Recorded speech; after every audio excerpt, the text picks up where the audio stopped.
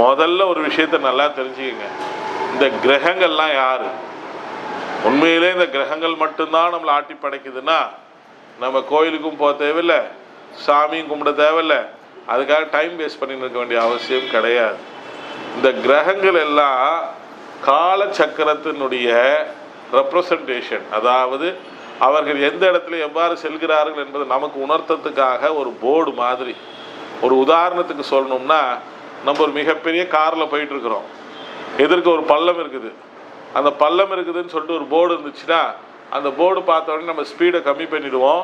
பள்ளத்தை எதிர்நோக்கி மெதுவாக அந்த இடத்த அப்படி கடந்து செல்லும் பொழுது காருக்கும் சேதாரம் இல்லை, ஓட்டிட்டு போகிற நமக்கும் சேதாரம் இல்லை. ஒரு கால் நம்ம பள்ளத்தை கவனிக்காமல் வேகமாக போய் திடீர்னு சடன் பிரேக் போட்டு கார் போய் பள்ளத்துலேயும் இடித்து பின்னாடி வரோம், நம்ம வரதை தெரியாமல் அவன் வேகமாக வந்து நம்ம கார் இடிக்கிறப்ப காருக்கும் சேதாரம், நமக்கும் சேதாரம், பின்னாடி வந்தவனுக்கும் சேதாரம். இதுதான் கிரக நிலைகள் சொல்லுது. அது